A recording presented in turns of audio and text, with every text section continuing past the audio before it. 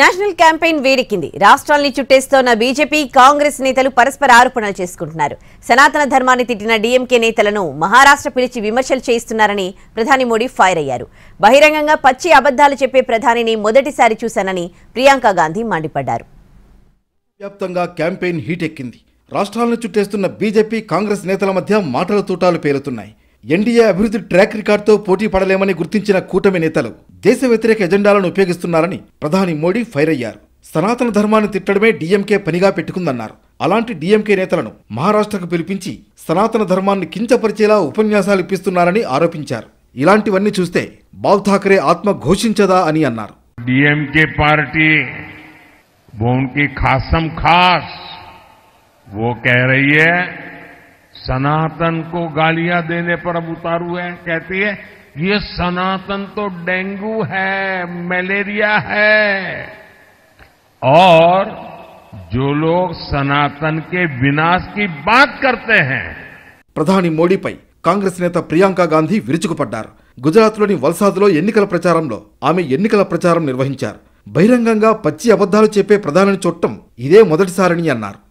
सिर्फ अन्याय ही अन्याय हुआ है आप सबके साथ, इसीलिए हमने इस बार अपने घोषणा पत्र का नाम ही न्याय पत्र लिखा और राहुल जी ने एक न्याय यात्रा निकाली जिसमें वो गुवाहाटी से मुंबई तक चले और कन्याकुमारी से कश्मीर तक तो पैदल चले उससे पहले 4000 किलोमीटर, ये कहने के लिए कि अब देश को न्याय चाहिए. అటు కాంగ్రెస్ మేనిఫెస్టోపై బీజేపీ తప్పుడు ప్రచారం చేస్తోందని మండిపడ్డారు.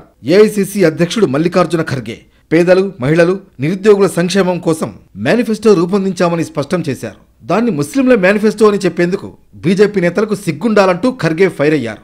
हमारे मैनिफेस्टो में सब कुछ गरीबों के लिए है, युवाओं के लिए है, किसानों के लिए है, महिलाओं के लिए है और ये सब है, तो आप वो ये क्यों कहना चाहिए कि ये मुस्लिम लीग का मैनिफेस्टो है?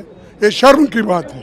బీజేపీ మళ్లీ అధికారంలోకి వస్తే రిజర్వేషన్లు రద్దవుతాయని ఇండియా కూటమి తప్పుడు ప్రచారం చేస్తోందని మండిపడ్డారు అమిత్ షా. పోర్బందర్లో బీజేపీ అభ్యర్థి మన్సుఖ్ మాండవీయాకు మద్దతుగా ఆయన ప్రచారం చేశారు.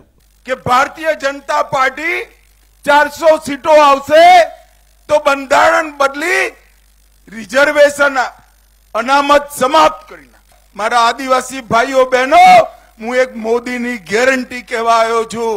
नरेंद्र मोदी आदिवासी, दलित અને ઓબીસી ની અનામત ને હાથ લગાડશે પણ નહીં અને લગાડવા પણ નહીં. రాష్ట్రాలను చుట్టేసిన బీజేపీ, కాంగ్రెస్ నేతలు పరస్పర ఆరోపణలతో ప్రచార పర్వాన్ని రక్తి కట్టిస్తున్నారు.